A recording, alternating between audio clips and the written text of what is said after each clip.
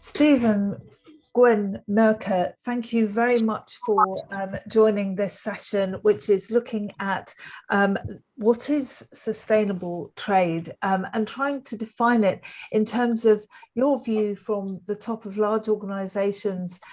How are you defining sustainable trade, and what can we all do to make sustainable trade part and parcel of everything in our daily lives? Welcome to everybody, and welcome to everybody who's listening in. If I start with a statistic, so the work we've done, as you know, matches sustainable development goals to the HS codes of products that companies trade. And as a result of all of that, we have found that $1 in every five, only $1 in every five is associated with positive sustainable development goals. What that means is that there's a potential for the $17 trillion worth of global annual trade finance to be made sustainable. This is a massive amount of money that could be turned into sustainable trade. And what I'd like to explore in this session is how we're defining sustainable trade. Can we define it in a way that makes it meaningful and means that we can actually do something in our organisations to make trade sustainable? Mirka, what do you think? What's sustainable trade, and how do we go about implementing policies that are sustainable? Nothing like starting with big questions. No, well, the phrase "boil the ocean," but the ocean's boiling itself. Good morning, all. I think the challenge, Rebecca, as you said, is defining it, because we talk about it, we assess it, we look at sometimes individual transactions, you speak to your customers, but I don't think we are there yet. I don't think we're very good at defining what sustainable trade is. Each one of us as organizations will have their ideas of what we mean by our sustainability agenda, for sure. But to your point, it's how about you bring the change? And in order to do that, you need to start creating the common denominator. Because if I define sustainability different to Lloyds, or if I define it different to Barclays or any other big institution, HSBC, we suddenly start having a big problem. Because when you think about trade and interconnectivity of, the overall supply demand side with the financial institutions all around them and various other players, if you don't have something that allows you to look at sustainability through a common lens, then we're never going to be defining sustainability. We'll forever will be talking about it, and we're never going to bring the change. And I think understanding things like the common sustainability goals from UN, which Rebecca is what you guys are bringing to the market, I think is the first step towards really properly defining sustainable trade. I do believe we absolutely are at the heart of it, because any bank that provides trade offering does have a massive part to play in terms of transaction end to end and the trade exchange end to end. And there is no hiding space, but making sure things are assessed consistently and scored consistently, I think that's the biggest challenge. So we all need to work towards that common denominator. We all need to think about utilizing similar measures to bring that standardization that will then drive the change, because suddenly it changes the optics, doesn't it? If businesses start addressing their or looking at their transactions, their trade transactions through sustainability lens, suddenly it is very visible. It's visible to their customers, it's visible to the market they operate, it's visible against their competitors. They can benchmark themselves. Without that, what benchmarking can you set? And I think the next few decades will be unfortunately like that. It's going to be a lot of different approaches and scattergun approaches, and we have to get through some phase of maturity. But we all have to be honest, it's not easy. But working collaboratively at a consortium level is far more fruitful, in my opinion, than us trying to play on our individual sustainability agenda, which might be fine from propositions perspective. But again, how do you give the market opportunity to look at each other and really see the comparison that is going to make and change behaviors?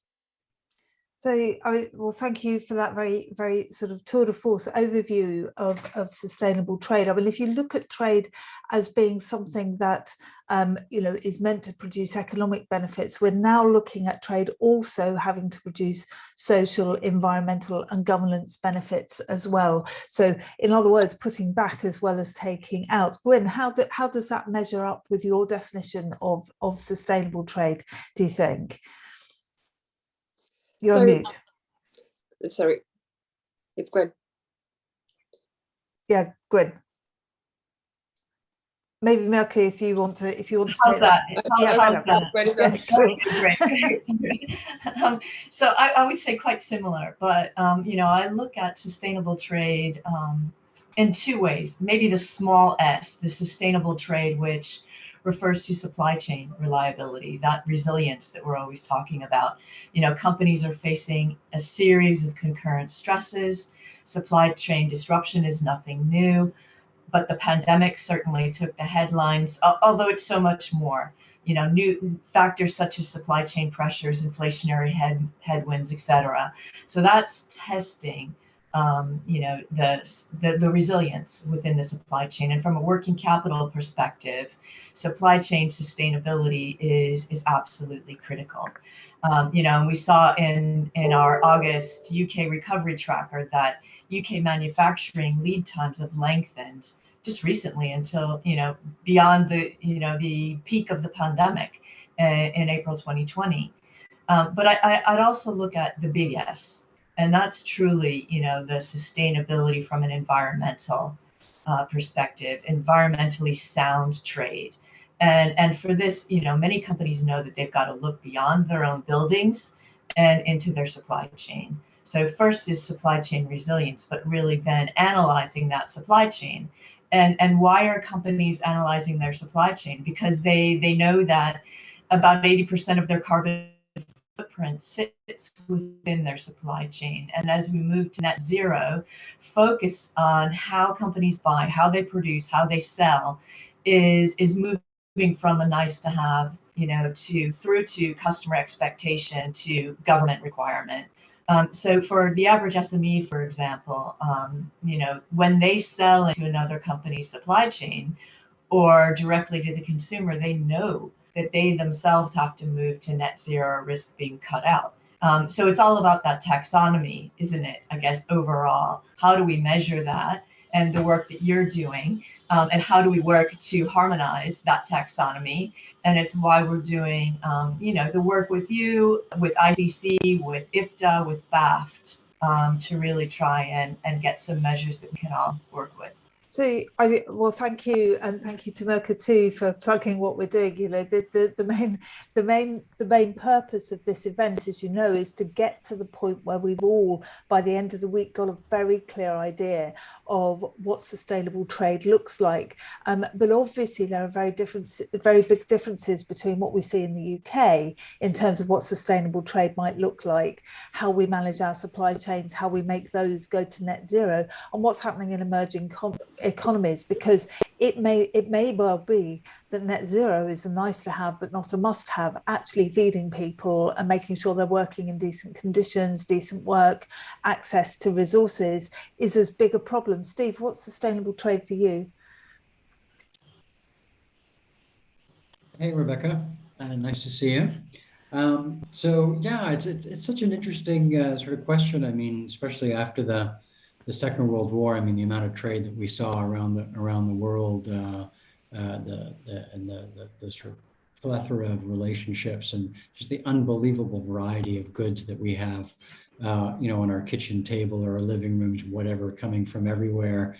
It's just amazing. And I think now we're at a point in time in history where we're having to sort of reimagine what it means to have supply chains and trade. I mean, before it was just about getting whatever it was from exotic locations and so on at the sort of best possible price. But now we're into a whole different way of thinking about this stuff. which of course presents a hell of a challenge. I mean, credit risk we've been thinking about for a long time, sort of transparency around anti-money laundering, maybe for 15 years, but this really is pretty new. And as you guys have been pointing out, a pretty sizable amount of the carbon footprint does come out of supply chains. So that, that just stands to reason. So if we're going to take all of these sort of lofty COP26 goals, and we're really, really going to implement them, then we're going to have to reimagine the supply chains with a view to, sustainability, as well as labor standards and other elements that have become, increasingly important for, I think, societies at large. But how to do that, how do you define it, and so on, of course, it ain't easy. So as I think some of us know, the International Chamber of Commerce and many of us, in this call and probably listening in, have been pitching into an effort to come up with definitions around what constitutes sustainable trade finance guarantees, sustainable trade finance loans. So I think it's going to be important for everyone to contribute to that developing effort around those definitions. And I've spoken with people about this initiative, which Asian Development Bank as well, of course, has pitched in. And people are like, well, who cares? So what if you're going to define, what constitutes a sustainable guarantee in a loan in trade and by extension supply chains? And of course, it is extremely important, because then at least we have a standard by which we can start to measure things, by which banks can start to assess their risk in some of these transactions, in some of these relationships. And then to take it even further, and I think this is the most exciting bit, potentially, is if we can convince regulators that there's a differentiation in terms of risk, and therefore the amount of capital that should be set aside for transactions that are deemed sustainable, then you really drive a price difference in a very structural kind of way throughout the entire financial system, and by extension through supply chain. So I think that ICC effort, and then coming out of that, which we all have to be part of that ICC effort, it's all of us, right? And then coming out of that, a discussion with regulators around tying this sustainability risk to capital, we could make some real gains there. I think that's incredibly helpful, and I think obviously the purpose of this week as well is to bring everybody together so that we start talking about this not just through the ICC but also through BAFT and also through ITFA and various other organisations as well. I just want to draw you really on the perception from your position in Asia, working with communities in Sri Lanka and all sorts of, in Malaysia, in Singapore, lots of different economies with lots of different backgrounds, but a dominance in some of your countries of very small businesses. How do they become sustainable? How does the credit facilitation process help those organizations to become more sustainable? And what can we learn in more developed markets from those types of processes? What are the considerations? How do we go about actually turning this into day-to-day practice so that everyone gets used to it? You're mute. Yeah. No, that's a very interesting question, Rebecca, and it's I guess it's hotly debated in developing circles. There was a meeting between multilateral development banks a few weeks ago when they came out with a declaration on just transition. And what does that mean? And I think from time to time there is a clash between developed and developing countries on how to implement the sustainable agenda. For a lot of developing countries, it's not something that's going to happen overnight or that can happen overnight. And I think if there is an expectation that some countries that rely on fossil fuels just for their livelihoods in the short term, and if there's an expectation that they're going to be cut off from support for imports of oil, that sort of stuff that's needed in the immediate, rather than recognizing that we need to work together to map out a responsible transition that's not going to put in jeopardy critical sustainable development goals around, hunger, around people being able to sustain themselves, their livelihoods, and so on. Then you're going to have more buy-in from the developing world. And I think that sometimes there's an expectation that things happen quickly rather than having a just transition, and that's going to create a backlash, which I don't think is going to be helpful for the sustainable, movement overall. Sorry, Rebecca, I'll just mention. Did you see that study that HSBC came out with? Yes. With BGC Group. Yeah. Yeah. So as you saw, then they came up with an estimate. I don't remember what the number is, but it's a hell of a lot of money that's going to be required to get SMEs sort of up the curve in terms of their capacity and so on, to be able to drive sustainability through supply chains that influence SMEs. And I think I share that view. How do we go about dealing with all of that? Mirka, maybe you'd like to, and Gwynne, you'd like to come in on that, because obviously it's a challenge for the emerging markets with very specific things around, well, actually, this is just basic access to what we would call human rights, the ability to decent work and decent occupation and so on. This is and clean water and healthcare. But if we're looking at that in a developed market context, and how international banks, which is obviously the view from the top here, international banks work with their counterparties, with their correspondent banks to enable that across the emerging economy, but also at home as well. Because I think, Mirka, you would agree, and Gwynne, I know you would agree too, that this has to be, everybody has to do this, and it's not a short-term process. It's not a short-term process, and from NatWest perspective, we're predominantly UK bank these days, but it doesn't change the challenge that SMEs are facing. And there is that conception, and it's not just conception, because as Steve explained, it's real. The HSBC research shows how much investment is required in order to reimagine the supply chains. And I think we as banks have to play a part in that transition phase for SMEs. But I don't think not doing anything is an option, because the consumer market is very loud, and we as consumers speak very loudly by our choices. So if there is no option for SME to even think, oh, it's going to be too expensive, I cannot do this. And it's true that some businesses will not be able to meet that required threshold. And it's how do you help them on that journey towards sustainability. I think financial institutions will have a massive part to play in that transition, and really provide not just a financing packages to help with transition, but also knowledge and benchmarking, and really think how businesses in similar sectors can learn from one another. For example, this is just one of the examples, but it is, and sometimes pointing the obvious, because sometimes customers say, well, I'm not going to invest to that. But it was, who are your customers?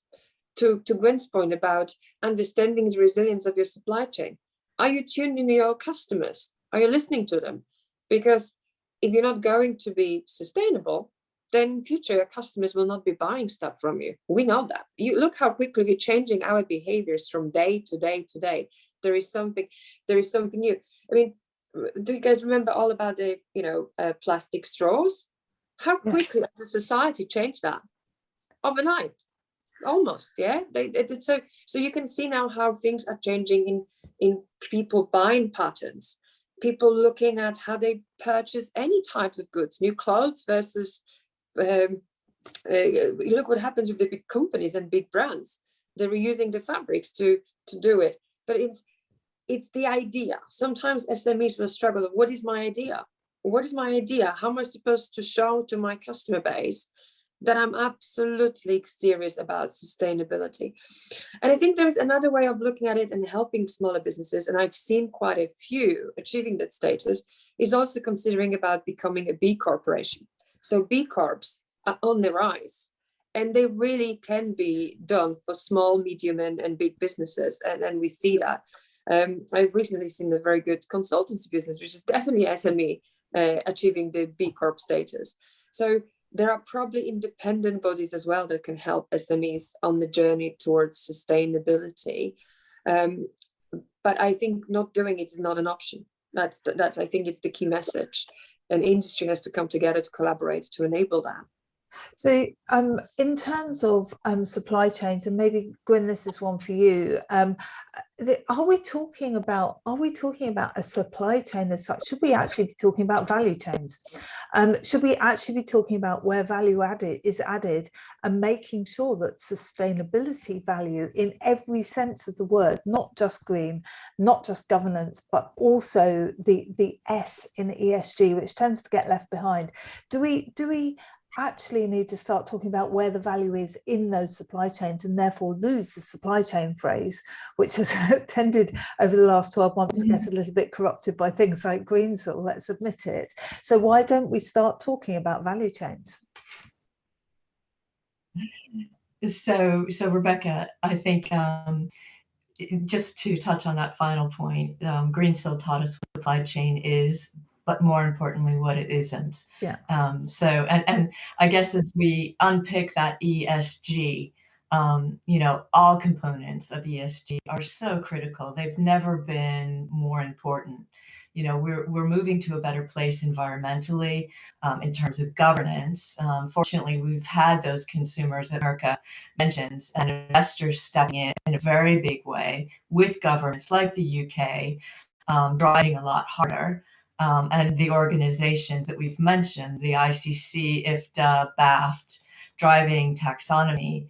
I'd say it's the E and the G working together to get us to net zero, to limit what could be an extreme impact on societal well-being that's absolutely critical right now. I mean, in terms of what banks can do to support this, I look at it from two perspectives. Obviously, it's our own carbon footprint as a firm, and it's our customers' footprint. And our role is to help clients build resilient, sustainable businesses. Banks are much more resilient, much more sustainable if their customers are exactly that. And by resilient, I do mean sustainable in all sense of the word, the little s and the big S. And we've been pretty public about what we're trying to do, reduce our carbon emissions by more than 50% by 2030.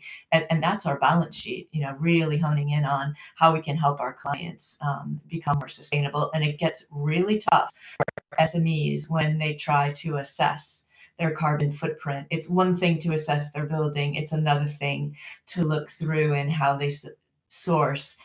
It is that supply chain that's really going to be critical in terms of getting to net zero. And that's really where we can help.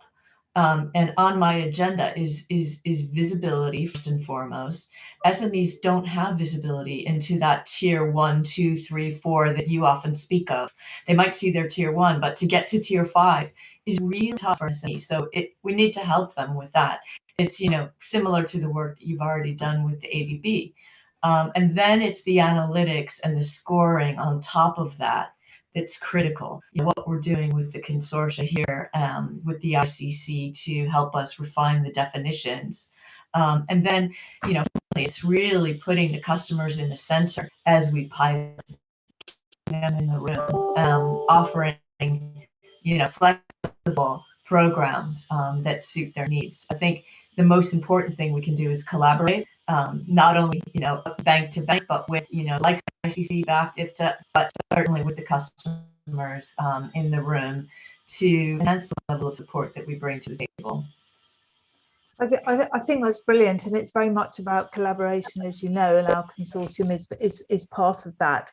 And I think for me, I mean, if I just give an example for me as an SME, and then Steve, maybe you can come in and assess what you would do with an equivalent SME. I mean, this is the SME problem for us is what's defined what we're doing at the moment. So we're looking at our products, and we're looking at our activities, and we're looking at our services, and assessing those against sustainable development goals, and then against EU taxonomies and the TEG taxonomy and any other taxonomy that comes along. One of the things that's quite surprising for me, since we must have a very low carbon footprint over the last couple of years, because I have basically not moved from this office, and neither of any of my team. So we must have a low carbon footprint, and yet greenhouse gas emissions, we only score 3 out of 6 on the EU taxonomy of do no significant harm, for the very simple reason that we're a data company, and we have cloud-based solutions which actually then create greenhouse gases. Now, is it the role of the bank? Is it the role of me, the SME owner? Is it the role of my team? Who is it that takes that responsibility? Because I think if we're going to understand this collectively, we need to understand where the responsibilities are.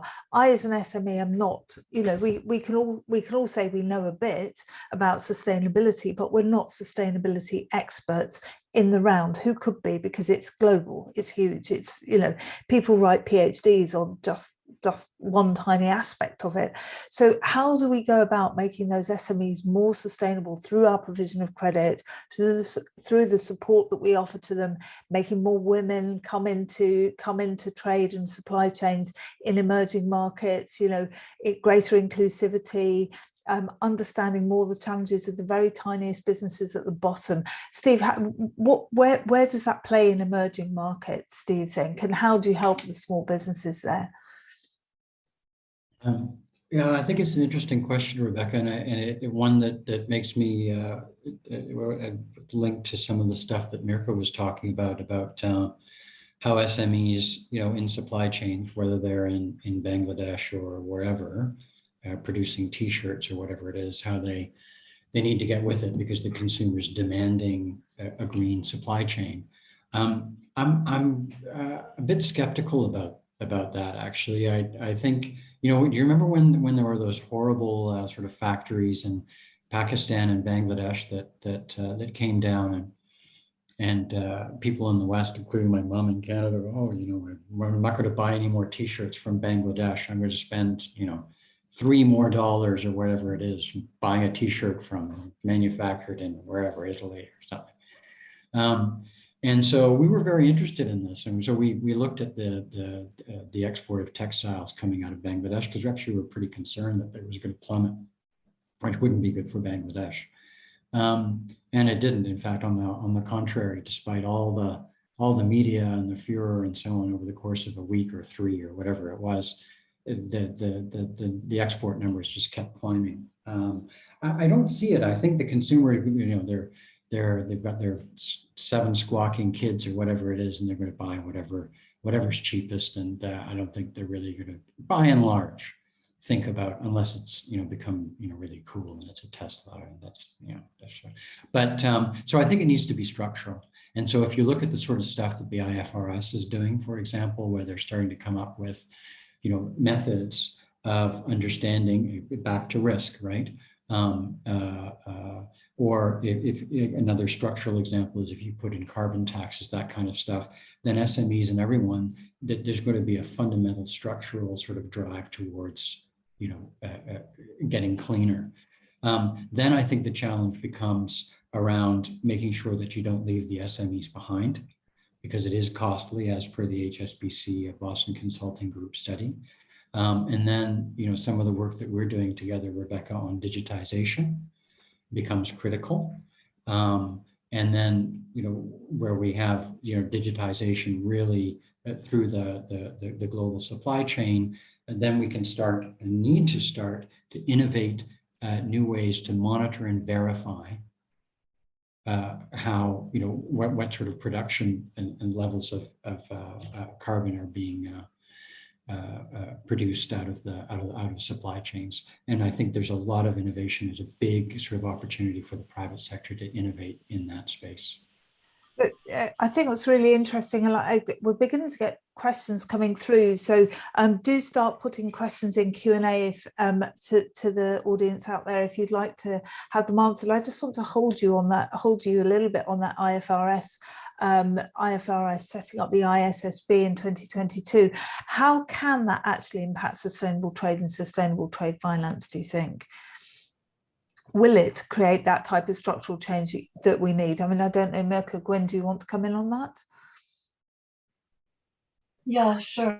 I really like what Steve said about Bangladeshi textile exports, because I think in terms of technology, we will get to the point where I will know if my t-shirt hanging in my closet came from there, right? And I will have a choice. There will be the technology enable us to identify that.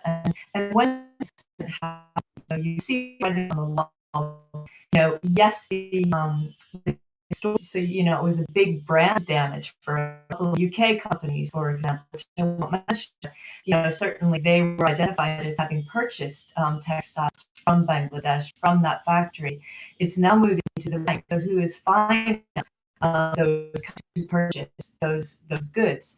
And it's really starting to move along. And I see, in terms of technology, a very new roadmap is emerging, and there are a few main categories of tools. And the first one might be risk mitigation and assessment, really tackling the issue of the risk of trading counterparties, not only the credit risk, not only the working capital assessment tools that you need to put liquidity into the system, but really looking at the sustainability risk within the supply chain. And then the second one is, platforms that providers, banks are offering to the clients. And, these are changing quite quickly. They need to be really simple. They're becoming very simple.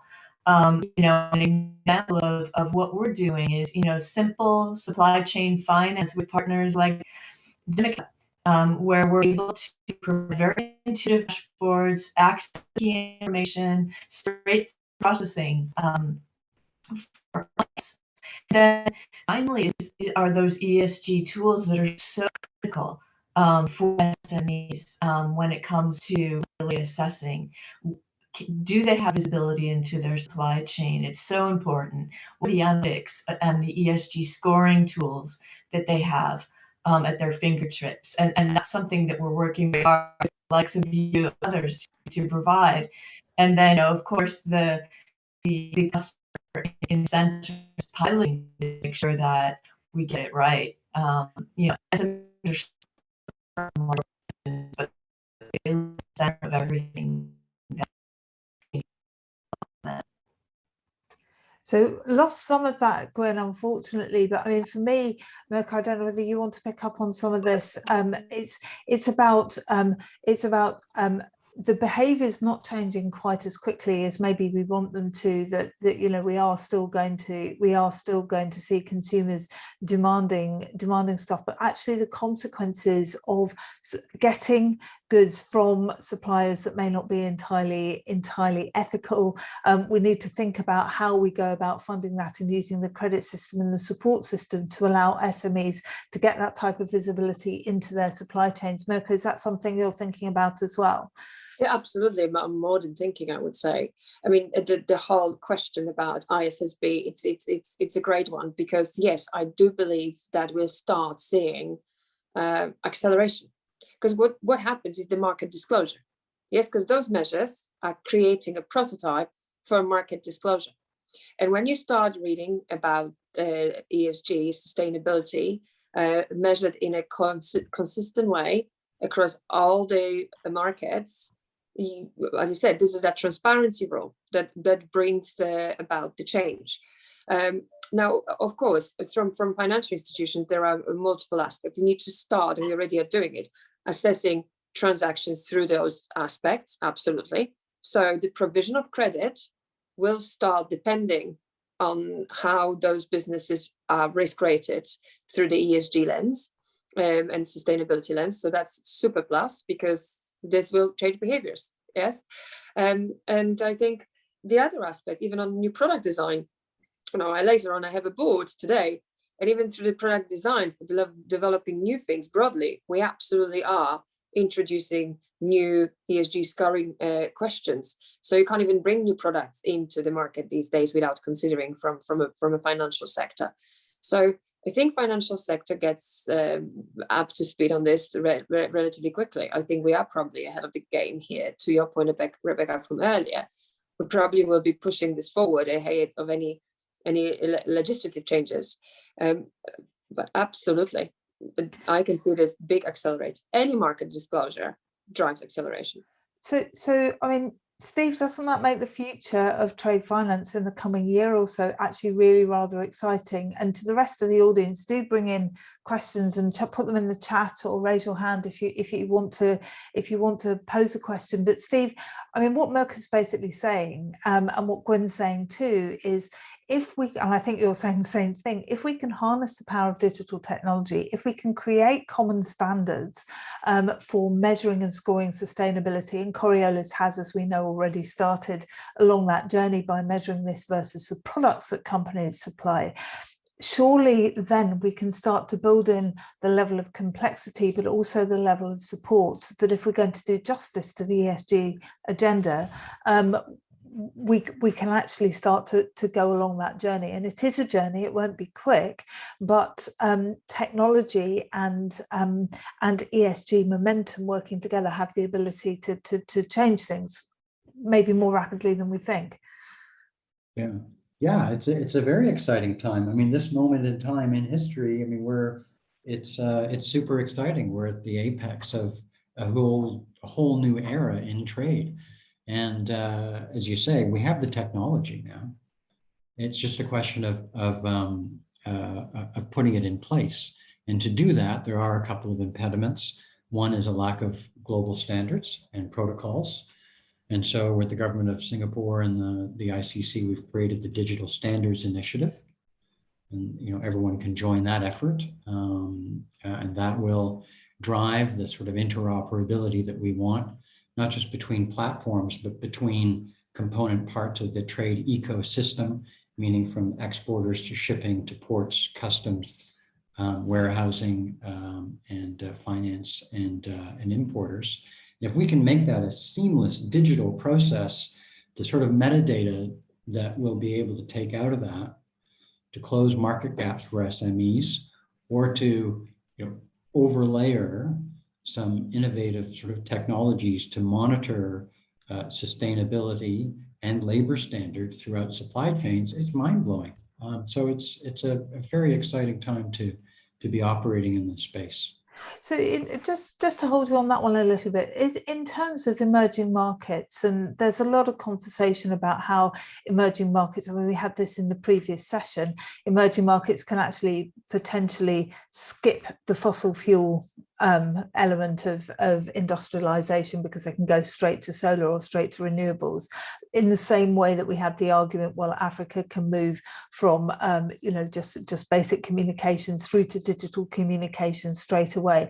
Are we being naive, or is that really a potential of creating that type of seismic structural change that the world needs if we're going to hit all of these climate change targets? I'm not sure about that one, Rebecca. I mean, I know what you mean with just in terms of financial architecture, for example, where in a lot of emerging markets it didn't exist. So it was relatively easy to sort of jump into digi banking, off mobile phones, that kind of stuff, without all the legacy sort of infrastructure of developed countries. I'm not sure that it applies to power in the same kind of way. I mean, maybe in some economies it does, not ones in Asia that I'm aware of.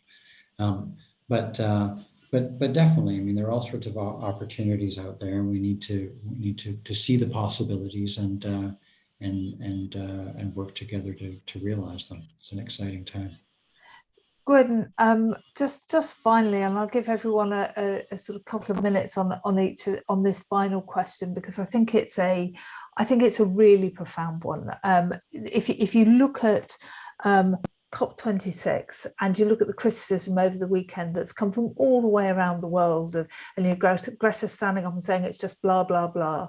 And there's an extent to which anyone who was born after the year 2000 would say, well, actually, actually, what can we do? This is going to take time, and we're all trying as hard as we can. So, and we all see the urgency and imperative of all of this. But there's one very important point: how do we avoid that perception of greenwash?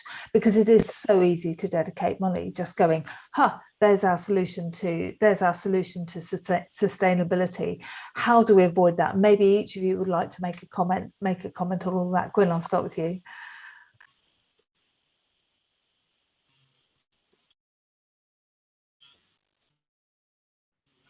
Sure. So I guess, I tend to be a glass half full, and I agree with Steve that this is probably one of the most exciting times for international trade. The technology that's out there is in fact mind-blowing. And I think if we can work together to implement a tax on carbon, a different capital treatment for carbon, and then a taxonomy for carbon and how we measure, we're in a very good place, because the technology is already there to start to score. And you're doing exactly that through Coriolis. And I think once that scoring becomes a passport, something that's immutable, that's transportable. We all travel around the world with our passport. You can easily envision goods traveling around the world with their carbon passport as well. And we're not very far off. So yes, it's going to take time. Are we going to end up in a greenwashing situation? Absolutely not. The taxonomy is moving quickly. We will have decent measures to get our head around, and we have the technology tools to put in place. So I'm really optimistic.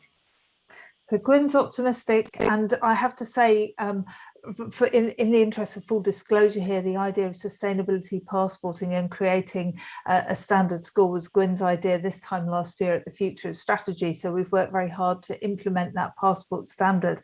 But Mirka, maybe you'd like to add on that. How do we avoid greenwash? What are you doing? How do you go about avoiding that greenwash problem? I think being very regimented about the measures, not just doing a scoring exercise without meaning. So it's all about scoring with meaning. Standardization as well. I'm seeing fantastic comments from Marisa as well. So I just bring it up. Businesses will also be pressurizing their supply chains. A very good point, Marisa, and absolutely standardization is the key. But there's another word that is one of your favorite words, Rebecca, is how then you avoid gamification. Yeah. Because we'll just have to stay super regimented, because when those standards are developed, then whenever you have a scoring, you are being absolutely not as individuals, but you are exposing yourselves to temptation of gaming it. Yeah. How do I score? And how then that score becomes not really a true score anymore. It's just a number on a page, and we still are doing the same bad things that we've been doing in the past. Yeah. So I think with all the market disclosure that is coming through ISSB, everything points to the fact this is serious. This is not a lip service exercise, and I'm very, very optimistic. But we must not get into this bubble of thinking we all doing the right thing. It always has to be that moment of reckoning and saying, are we still? Every single, we have to have those checkpoints that we stop and pause and think, that we avoid the blah, blah, blah scenario. Okay, so brilliant.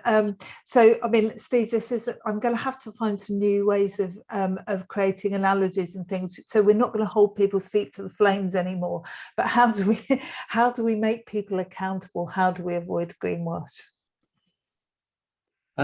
Well, I think we all agree that it really comes down to pricing carbon and to risk weighting and tying that risk weighting to capital.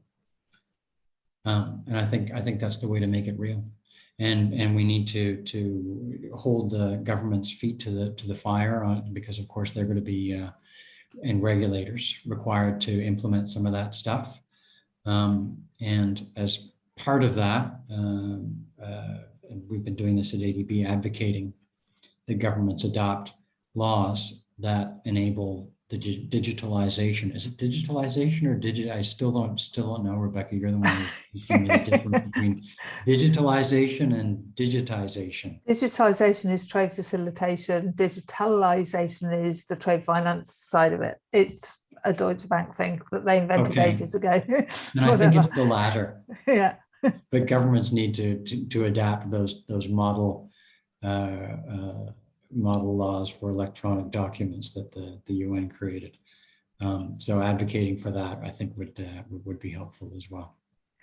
Cool. There's a couple of questions starting to come in. There's a point here just before we wrap up.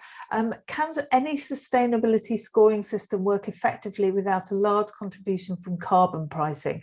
And then it goes on to say, more bluntly, will carbon pricing remove the need for scoring on sustainability?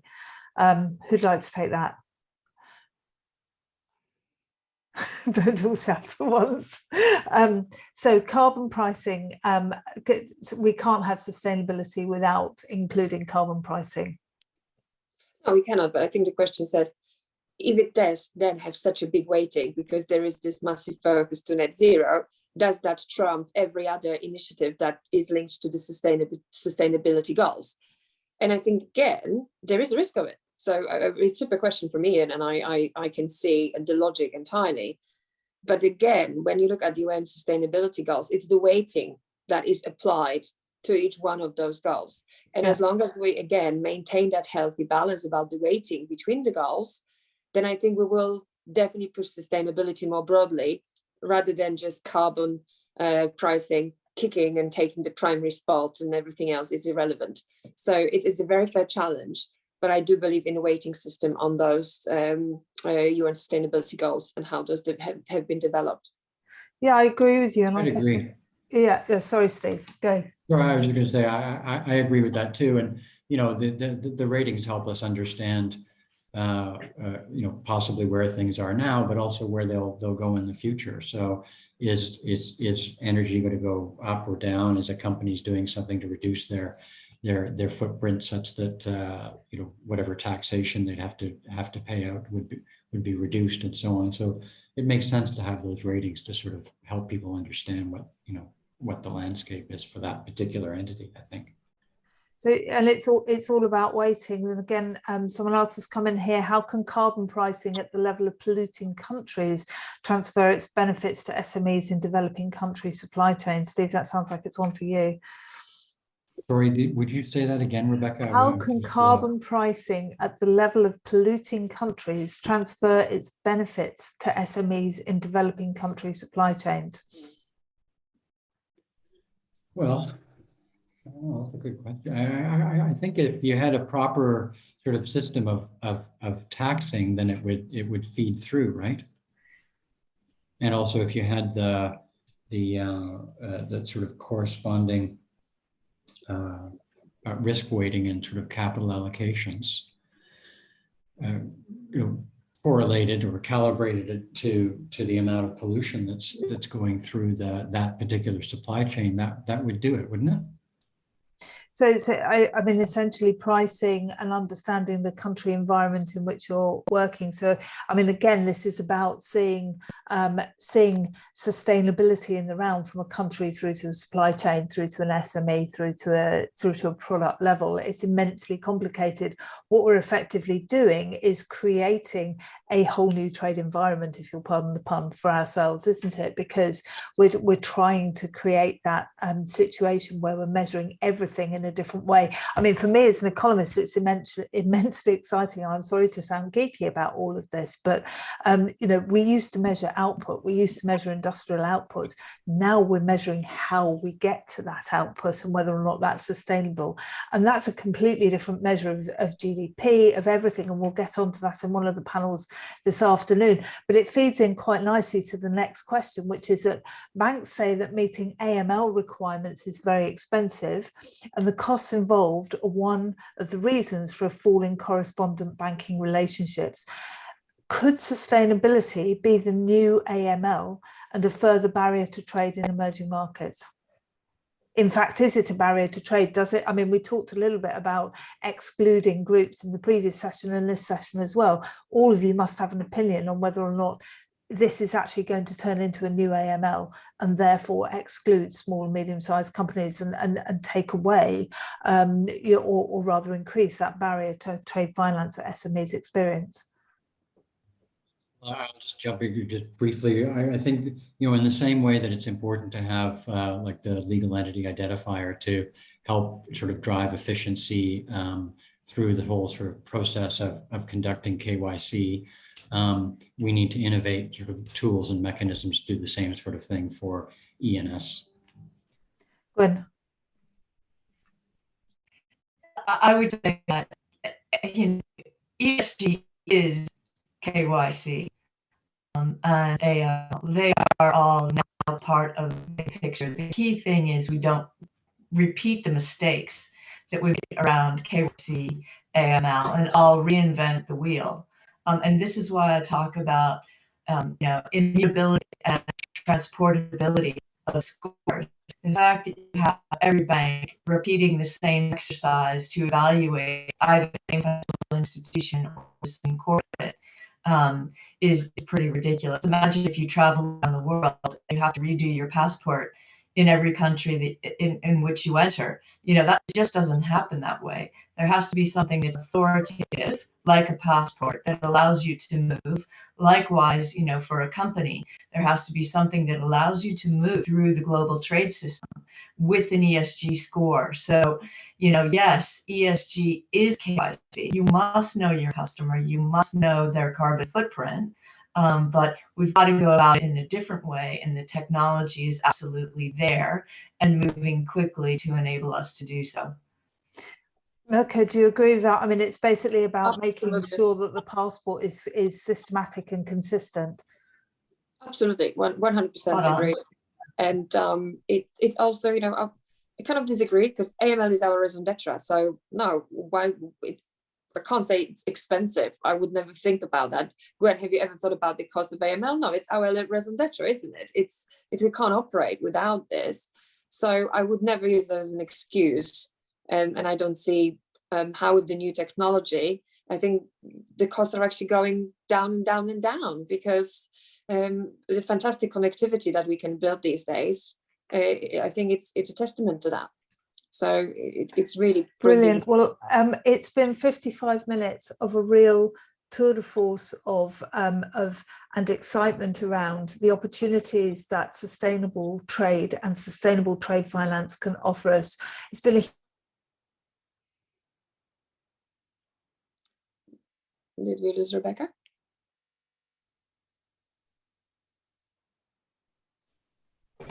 I think we just lost Rebecca. Frozen in time. Guys, it was very nice chatting with you. Likewise, thank you so much, guys. Yeah, fantastic. Stephen. Thanks very much, Mirka. Take care. Pleasure. Hope to meet you all in person one of these fine days. And thank you, Rebecca, for hosting. Cheers. Bye-bye.